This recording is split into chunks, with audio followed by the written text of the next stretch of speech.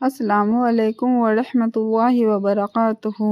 میرے پیارے ناظرین، آپ سبھی کا میرے چینل میں ایک بار پھر سے خوش آمدید۔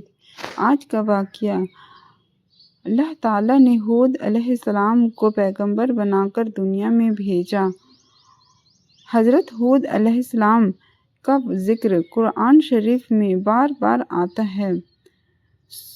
سورہ اعراف، سورہ ہود اور سورہ حشر میں اس کی تفصیل موجود ہے۔ حضرت نوح علیہ السلام کی اولاد مدتوں تک دنیا میں بسی اور آہستہ آہستہ خدا کو بھول گئی۔ شیطان نے پھر ان کو بہکا کر بتوں کی پوجا پر لگا دیا۔ خداوند تعالیٰ جو اپنے بندوں پر بڑا رحم کرنے والا ہے، بڑا مہربان ہے، ان سے پھر حضرت ہود علیہ السلام کو اپنا پیغمبر بنا کر ان لوگوں کے پاس بھیجا، اور انہوں نے اپنی قوم سے جو بات کہلاتی ہے کہا کہ تم خدا ہی کی عبادت کرو، اس کے سوا تمہارا کوئی معبود نہیں۔ میں تم سے اس باز و نصیحت کے بدلے کوئی مزدوری نہ اجرت نہیں مانگتا، مجھے اس کا بدلہ تو وہ دے گا جس نے مجھے پیدا کیا ہے۔ اور اے میری قوم، تم اپنے رب سے بخشش مانگو اور اس سے توبہ کرو، وہ تمہارے لیے مہ برسائے گا جس سے تمہارے کھیت اور باغ اچھے ہوں گے اور تمہاری طاقت بہت بڑھا دے گا۔ وہ بولے کہ اے ہود، ہم تمہارے کہنے سے اپنے بتوں کو نہیں چھوڑ سکتے، تم کوئی نشانی دکھاؤ۔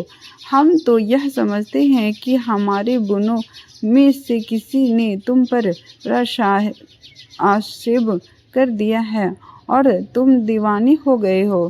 حضرت ہود علیہ السلام نے اپنی قوم سے کہا کہ تم سب مل کر میرے لیے جو تدبیر کرنی چاہو کر لو اور مجھے مہلت بھی نہ دو۔ میں خدا پر بھروسہ رکھتا ہوں جو میرا اور تمہارا پروردگار ہے۔ میرے ہاتھ اللہ تعالیٰ نے مجھے جو پیغام بھیجا تھا وہ میں نے تمہیں پہنچا دیا۔ اگر تم میرا کہنا نہ مانو گے تو اللہ پاک تمہاری جگہ اور لوگوں کو بسا دے گا اور تم خداوند تعالیٰ کا کچھ نقصان نہیں کر سکتے۔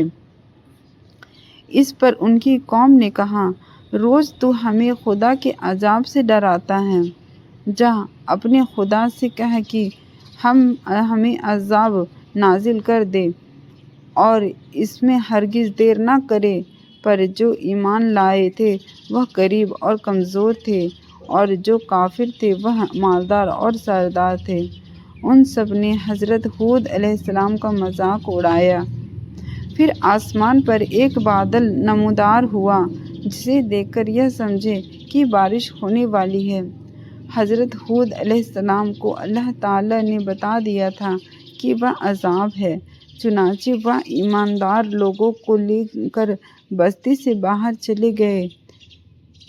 اس بادل کے بعد آندھی آئی جو 8 دن اور 7 رات تک موسلا دھار تواتر چلتی رہی، یہاں تک کہ سب کافر مر گئے اور نیست و نابود ہو گئے۔ پھر اللہ تعالیٰ پر ایمان لانے والے ہی باقی بچ گئے، اور اس طرح ایک بار پھر اللہ تعالیٰ کی زمین کافروں اور مشرکوں سے خالی ہو گئی۔ واقعہ اگر اچھی لگی ہو تو میرے چینل کو لائک، شیئر اینڈ سبسکرائب کریں۔ اللہ حافظ۔